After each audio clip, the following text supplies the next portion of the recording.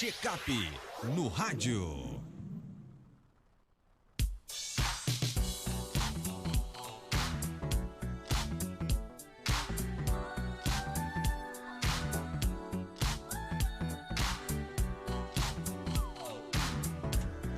Doutor Belísio Neto, seja bem-vindo aqui ao nosso Panorama 95. Bom dia. Bom dia, Marcos. Bom dia, Geraldinho. Bom dia a todos os ouvintes, internautas. Uma satisfação, um prazer mais uma vez participar aqui do Checkup no rádio. Olha, a cor roxa foi escolhida no mês de fevereiro para conscientização do mal de Alzheimer, né? É um mês muito importante para tratar sobre essa temática, doutor Belísio. A gente tem, na verdade, tido essa oportunidade de conscientização através de cores, né? Tem sido uma constante, isso tem facilitado bastante as pessoas entenderem melhor certas doenças, principalmente na parte de prevenção, né? O setembro é o Setembro Lilás, que também está relacionado à demência de Alzheimer, já visto que é o dia 21, é o dia mundial de conscientização do Alzheimer, mas o fevereiro também está relacionado a conscientização dessa doença, juntamente, logicamente, com fibromialgia, juntamente com lúpus, que são doenças crônico-degenerativas. Então, é o fevereiro roxo, e aqui a gente vai poder falar um pouco sobre as formas de prevenção, os sintomas, se a gente tem como combater, como tratar. Sempre estamos falando dessa temática. A doença de Alzheimer é o dia a dia, eu diria, da geriatria. Os pacientes idosos é uma doença que acomete as pessoas idosas, e as pessoas que vão ficando cada vez mais idosas, maior é o risco. A idade é um fator de risco bastante importante. Para você ter ideia, acima de 80 anos, chega a quase 50% de pessoas que têm a demência de Alzheimer, né? Que é o tipo mais comum de demência. As pessoas perguntam muito: doutor, qual a diferença entre demência e qual a diferença entre Alzheimer? Na verdade, o Alzheimer é a demência, é o tipo de demência mais comum. Existem vários outros tipos de demência, mas o Alzheimer é a mais conhecida, é a mais prevalente, é a mais comum, e aqui as pessoas provavelmente, se tiverem um tipo de demência, o risco de ter a demência de Alzheimer é maior. Então a idade, ela favorece bastante. As pessoas são muito preocupadas desde cedo. Meu pai tem, será que eu também vou ter? Isso porque a genética também, a herança é um outro fator. Então idade, genética a gente não tem como modificar, mas a gente tem como modificar outros fatores de risco. Como é que a gente previne Alzheimer? Eu sempre digo que o que é bom para o coração é bom para o cérebro também. Então previne-se Alzheimer prevenindo doenças cardíacas também. Atividade física, nutrição, dormir bem, evitar excesso de calorias, evitar excesso de enlatados. Então, uma alimentação saudável. O Alzheimer também se previne a gente estimulando a própria memória. Eu, quando estava em casa, me preparando para vir para o programa, eu estava ouvindo você comentando, eu não sei se era sobre o trânsito, e dizendo que as pessoas hoje estão muito acomodadas. E realmente as pessoas estão acomodadas não só, né, no físico, mas no mental também. Há toda uma acomodação. Você veja que as pessoas nem tempo querem ter de ler ou de assistir um vídeo. Ali no shorts do TikTok, né? Ali 5 segundos já vai passando para outro, né? Então, a estimulação mental, você ter um tempo para poder aprender coisas novas, você estimular a sua mente, você também está prevenindo Alzheimer. Tanto que a escolaridade é uma forma de prevenção da doença de Alzheimer. Então, usar a própria memória, estimular áreas novas do cérebro, do conhecimento, você vai estar prevenindo Alzheimer. Uma outra forma da gente combater a doença de Alzheimer é tratando o déficit auditivo. É o segundo fator mais importante de risco para a doença de Alzheimer. Pouco se fala, né? A perda auditiva, ela tem uma relação direta com a demência de Alzheimer. Então, as pessoas, quando vão envelhecendo, que vão perdendo a audição, é importante que elas façam o exame, se necessário, usem o aparelho. Logicamente, aquelas pessoas que têm rolhão de cerume, a principal causa de diminuição da acuidade auditiva é rolha de cerume, é cera no ouvido. Essas pessoas devem fazer uma limpeza, com o médico, logicamente. E caso não resolva, tem que fazer o exame aí, tratar com o aparelho auditivo, que é uma forma que as pessoas precisam entender de prevenção da doença de Alzheimer.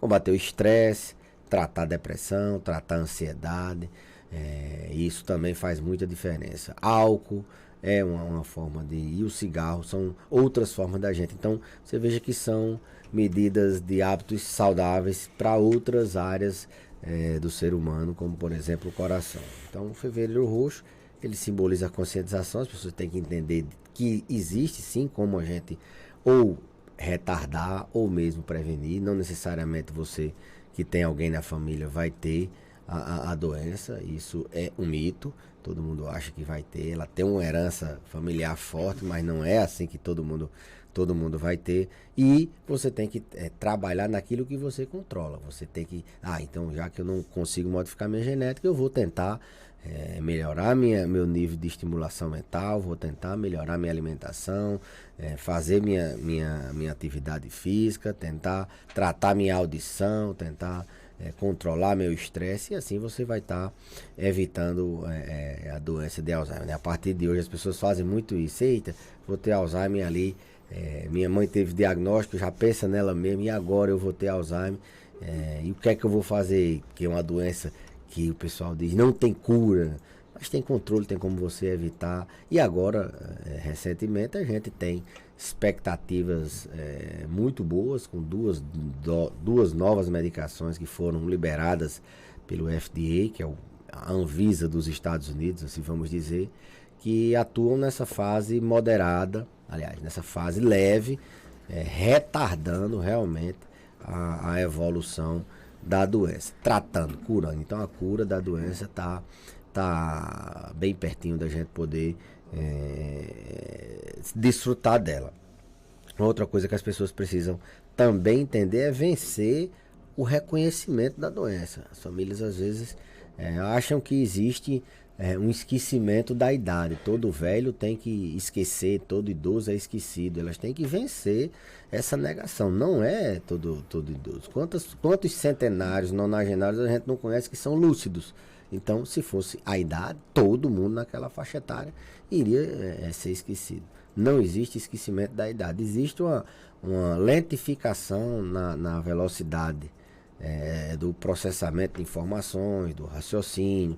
Existem outras causas de esquecimento que podem levar o paciente a pensar que é Alzheimer, ali ele achar que é da idade. Então, uma forma da gente conscientizar é fazer com que as pessoas reconheçam que se seu pai, seu vovô, sua vovó, sua mãe não está mais conseguindo fazer as compras porque ela esquece, ela está se perdendo na rua, ela está deixando fogão aceso, torneira ligada, ela está se atrapalhando com o troco, ela não consegue mais fazer contas, são sutis os sintomas no início. Então você tem que, no mínimo, reconhecer que esse esquecimento pode ser, e se não for, melhor ainda, que a gente vai poder fazer uma prevenção num paciente ainda saudável, que esse é o grande desejo de todos os médicos. Então, desmistificar que não existe cura, já existe formas de controle. É uma doença que afeta não só a memória, não só as funções cognitivas, mas o comportamento também. Os pacientes com demência, eles tendem, principalmente a demência de Alzheimer, eles tendem com o tempo a ter sintomas comportamentais como agressividade, como perda do autocuidado. Eles perdem a noção de que tem que tomar banho, eles não querem tomar banho, eles não têm uma higiene tão boa, eles perdem a noção do dia, da noite, e aí eles tendem a ficar acordados de noite e dormir de dia, ficar reforçando memórias antigas, tristes e chorando, ficando angustiado, inquieto, andando, perambulando, fugindo de casa. Então é uma doença também que afeta o comportamento, e é esse comportamento que as famílias, aí sim, elas resolvem levar, porque começa a dar trabalho, né? Enquanto está só dando uma esquecida, todo mundo tende a negar, mas quando começa a alterar o comportamento, e aí já é numa fase moderada, que por exemplo, os medicamentos que hoje se propõem. Bom dia, Boa, obrigado aí pelo café, pela água. E tem um cabo ali com olhar de ciúme. Bom, então que se propõe a tratar numa fase inicial. Então se você deixar que o paciente venha para a consulta só depois que ele está tendo alucinação de que tem alguém perseguindo, que estão roubando ele, que ele está fugindo de casa, que ele está ficando muito irritado, que ele já não está mais falando coisa com coisa, é numa fase que a gente só consegue no máximo frear a velocidade com que a doença está andando e controlar os comportamentos. O controle do comportamento, esse sim, faz muita diferença. Então a primeira coisa que a gente tem que esclarecer, que eu acho que como você mesmo disse, é uma dúvida de todo mundo, é que o Alzheimer, meu pai e minha mãe teve Alzheimer, não necessariamente eu vou ter. Esse é um grande mito, né? A gente sabe que as pessoas que têm na família, elas têm um risco maior. É a mesma coisa de que se você mora perto de um aeroporto, o risco de um avião cair lá na sua casa é maior do que quem não mora perto do aeroporto. Mas em todos os dois lugares o risco não é tão grande até determinado ponto. Por exemplo, até 70 anos a incidência é muito baixa, menos que você tenha muita gente da família com a doença. Então você vai viver até 70 anos, você vai ter a oportunidade de daqui para lá você modificar aqueles fatores de risco que são modificáveis. Não adianta você se vestir nessa ideia de que todo mundo vai ter, eu vou ter e agora, e aí você fica mais tenso, você acelera o processo e é muito pior. Então é mito de que se alguém na família tem, você vai ter obrigatoriamente. Isso é mito. Isso é um sinal de alerta que você deve se cuidar. E não adianta também só buscar a doença. Tem muita gente que não faz uma atividade, não estimula a memória, dorme mal, é estressado, mas quer saber se vai ter Alzheimer no futuro. Essa pessoa, mesmo que ela não tenha ninguém na família, ela é uma forte candidata a ter não só o Alzheimer, mas ter um infarto, ter um AVC. Então, antes de você querer matar sua ansiedade, comece uma caminhada, na feira mude sua alimentação, veja formas de lazer, de controle do estresse, durma melhor. Marco tá rindo, eu acho que ele tá se identificando. Não, não é nem isso, é porque assim, eu tô rindo porque é interessante, você fala de uma coisa bem interessante. A pessoa está tão preocupada em ter Alzheimer que pode morrer de outra coisa, inclusive, né? Pois do AVC. Exatamente. Não tomar uma atitude, só ficar. Eu sei que é uma doença que as pessoas temem muito, eu sei que é uma doença que deixa o indivíduo dependente, até as pessoas dizem, é uma morte social, você não sabe mais que está nesse mundo. Eu sei que é uma doença grave, que amedronta as pessoas, mas como é que a gente não pode ficar preso só no medo, né? A gente tem que sair e buscar a solução. Tem pergunta aqui do nosso WhatsApp, doutor Belísio. Tenho 50 anos e ando me esquecendo de tudo. Não sei onde guardo minhas coisas, troco o nome das pessoas o tempo inteiro. Isso é princípio de Alzheimer? Tomo um remédio há 10 anos, paroxetina. Olha, a faixa etária é uma coisa que a gente deve levar em conta na avaliação do paciente que está esquecendo. Esquecimento acontece em crianças. Meu filho, não faça isso. Ela esquece e faz. Acontece em adolescente. Meu filho, chegue cedo. Ele esqueceu, passou da hora e chega tarde. Acontece em adulto jovem. Tem um compromisso e não botou na agenda, esqueceu. Acontece no idoso também. Mas o que a gente tem que entender é que esse esquecimento, ele pode ser um esquecimento único, episódico, mas se ele começa a atrapalhar o seu dia a dia, você tem que buscar alternativas de encontrar a causa. E Alzheimer é sim uma causa de esquecimento, mas em idoso. E não tem nenhum relato de que as pessoas que têm esquecimento, assim, as pessoas que se preocupam em ter Alzheimer, elas têm um risco maior de ter do que as pessoas que simplesmente esquecem. Não quer dizer que ela vai ter Alzheimer, não. Provavelmente é uma dificuldade na concentração dessa pessoa, na atenção. Ela deve se distrair facilmente e não presta atenção como deve prestar em naquilo que deve estar sendo falado para ela. A paroxetina é um ansiolítico, um antidepressivo que funciona para tratamento de ansiedade e depressão e que, quando o paciente tem o esquecimento por distração da ansiedade ou mesmo da depressão, se esse for a causa, ela trata. Então, esquecer não necessariamente é sinal de Alzheimer.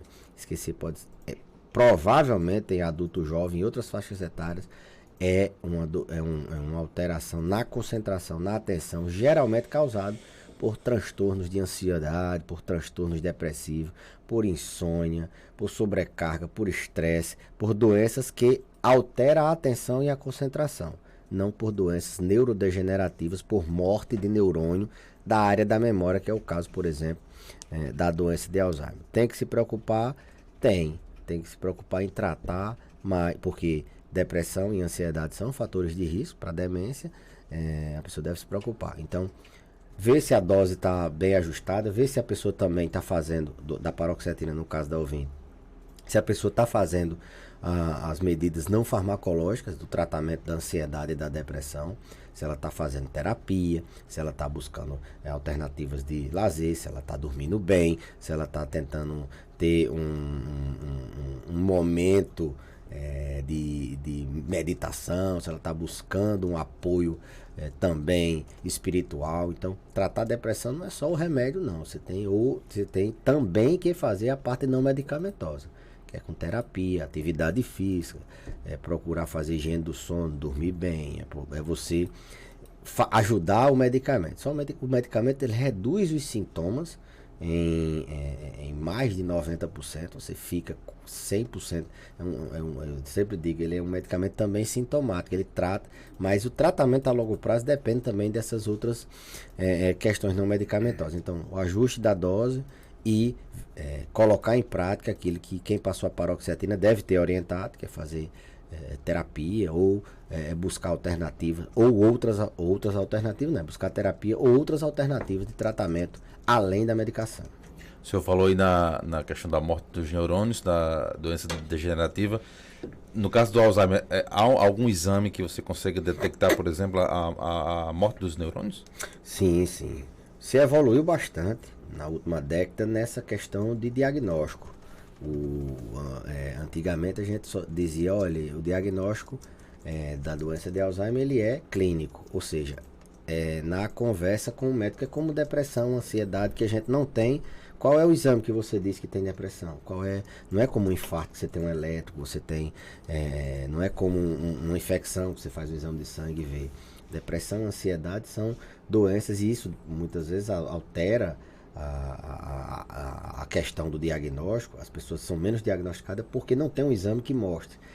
O Alzheimer, por muito tempo foi assim também. Hoje já se tem, ainda não é uma realidade nossa, brasileira, você, assim, eu diria, corroborar o diagnóstico com exames. Em muito pouco tempo vai ter exames de sangue que vão corroborar. Exames de imagem hoje sugerem fortemente quando você tem uma suspeita clínica. Exames de dosagem no líquor, que é aquele líquido que passa na medula, que o pessoal faz a raquianestesia. Então, hoje tende-se ao diagnóstico também se usar exames complementares, como exames de imagem e exames laboratoriais. Tende-se, ainda não é uma realidade. Hoje o diagnóstico da doença é você conversar com o paciente, fazer a consulta, a anamnese, fazer testes na memória, que a gente chama de testes cognitivos, e juntando isso com exames que podem afastar outras doenças, você fecha o diagnóstico. Não tem ainda um exame assim, vou fazer esse exame sem conversar com o médico, ou o médico só pedir e ele fechar o diagnóstico, não. Então a gente tem cada vez mais crescido nessa melhora diagnóstica, assim, na necessidade não, mas da gente ter um subsídio de exame complementar para poder dar esse diagnóstico. Mas o diagnóstico hoje, ele é clínico, na conversa, no teste cognitivo, é como depressão, como ansiedade. Você tem que, não existe ainda um exame que você diga, olha, tá aqui nesse canto, não. A gente tem, pressupõe com alguns exames complementares como a ressonância, a gente tem um exame chamado FDG-PET, que é um exame de imagem que se faz em Natal, que a gente ele é mais, assim, por ouvinte entender, ele é mais detalhado, ele é mais específico. Tem alguns exames que a gente colhe, como eu falei na coluna aqui, lombar no líquor, né, que passa e dosa algumas, mas no futuro breve vai chegar exames de sangue, você vai colher um exame de sangue que vai, exames na saliva, está se preconizando, então o diagnóstico ele está ficando mais estruturado para a gente fazer, haja vista que o tratamento está aí nas portas para a gente poder iniciar. Tem mais perguntas? Bom dia. Bom dia, Marcos Dantas. Bom dia, doutor Belísio. Sou ouvinte aqui de Jardim de Piranhas, Doura. Acompanho sempre o seu trabalho. A minha pergunta, doutor Belísio, é a seguinte. Hoje tenho 41 anos e sou uma pessoa muito esquecida. Em 2012 eu tive um problema de estafa. Quem me atendeu na época foi o doutor Baltazar. E eu falei para ele que tinha muito medo de, no meu futuro, eu perder a minha memória. Ele até sorriu e falou que era impossível, porque na época eu estava com 30 e poucos anos, não sei se era 31. Só que hoje, doutor Belísio, eu sinto que as coisas têm piorado cada vez mais. Se eu conversar algo com alguém aqui pela manhã, eu já esqueço daqui para a hora de almoço. Tenho problemas de depressão desde 2019, tomo 3 qualidades de medicamento e isso tem me afetado bastante, que eu não sei se é por isso, eu sei que eu sempre fui assim. Corro o risco de hoje, com a idade que eu me encontro, de ter já mal de Alzheimer.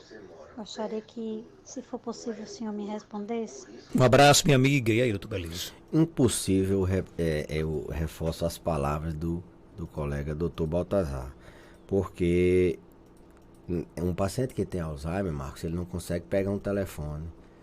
Isso é um mecanismo complexo. Você pegar, você mandar um áudio, você concatenar. Ela fez uma pergunta bastante concatenada, bem explicada, então é impossível ela estar com Alzheimer.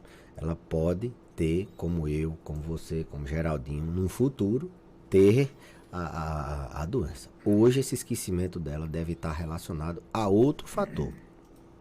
E esse medo dela ter a doença faz parte de todos os outros medos que estão envolvidos no transtorno ansioso. O paciente que tem transtorno de ansiedade, ele tem medo de ter demência, ele tem medo da chuva, ele pode ter medo de adoecer de um câncer, ele pode. Então, medos, não estou dizendo que ela tem todos esses medos, faz parte do transtorno ansioso. É só mais um medo, pelo fato dela ter o esquecimento, que é um sintoma comum em quem tem ansiedade e depressão. O esquecimento é um sintoma comum. Então, ela tratar, ela saber que a depressão, a ansiedade, não é só um episódio de tristeza, é uma doença, é uma síndrome, ela tem toda uma vida, você precisa tratar muitas vezes por toda a vida, você tem que estar atento a não abandonar tratamento, achar que está bem, não abandonar, você pode até desmamar, buscar aquilo que eu falei das alternativas não medicamentosas, estimulação mental. O que é estimulação cognitiva? É aprendizado novo, é aprender a tocar um instrumento, eu sempre digo, um idioma novo, fazer um curso, uma pós-graduação, é se envolver cognitivamente com áreas novas, aprender coisas novas. Então, usar a própria memória, tentar até mesmo memorizar. Hoje eu vou para a rua e vou tentar não levar o rol, vou tentar fazer esse exercício aqui. Na internet a gente tem várias formas de estimulação cognitiva, joguinhos que estimulam a memória. Então, estimulação cognitiva faz parte também. E tranquilizá-la de que esse é só mais um medo dos que ela deve ter fora de Alzheimer. É só mais essa questão dela ter. Faz parte do escopo da doença. As pessoas que estão com 40, 50 anos, elas estão entrando realmente na terceira idade, se preparando para entrar na terceira idade, e um dos medos é exatamente uma doença grave da terceira idade, que é a demência de Alzheimer. ela continue tratando a sua doença, a sua depressão, a sua ansiedade, busque alternativas de prevenção dos fatores de risco para a demência e tente esquecer.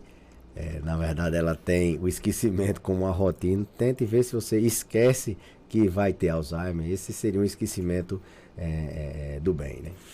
Ok, só lembrar aqui aos meus nossos amigos que estarei hoje incomunicável entre 15 e mais ou menos 18 horas, né? Não me liguem, secadores, pelo amor de Deus. Evitem entrar em contato comigo entre 15 e 18 horas, né? Não sei se o Dr. Belício também vai estar concentrado, né? É até um comunicado, eu vou comunicar a nossos pacientes que hoje a gente vai atender só até às 3 horas, né? A depender do resultado, meu amigo. Os pacientes foram remarcados hoje à tarde. O cara é mal educado, esse rapaz. A depender do resultado, essa comunicação fica perdida até amanhã. Ei, tudo bem, mas e o Paulistinha? Sim, bom, vamos falar aqui do Mundial, né? Tá falando do Campeonato Mundial, do Mundial, o Flamengo claro, vai jogar hoje. Flamengo, qual é o nome do adversário? É o Campeonato Mundial Al Hilal. Ao Hilal. O Marcos, no caso, no caso, me responda uma pergunta, agora eu vou entrevistar. O Campeonato Mundial de Clubes, ele reúne os melhores clubes do mundo, do né? mundo, né? Palmeiras era não só uma pergunta. O Palmeiras não está presente. O Brasil hoje é Flamengo. Palmeiras não está Vamos presente. torcer para o Flamengo, Obrigado pela resposta. Obrigado pela sua participação, Dr. Belício. Eu que agradeço, Marcos, e até a próxima terça-feira. Queria saudar um amigo aqui, Gordinho, nosso diácono, que está... Erenilson, carinhosamente conhecido como Gordinho. Erenilson. Tá até magrinho ele, viu? Tá até magrinho. Um Valeu, abração Dr. para todos e obrigado. Até a próxima terça-feira. A gente volta já com mais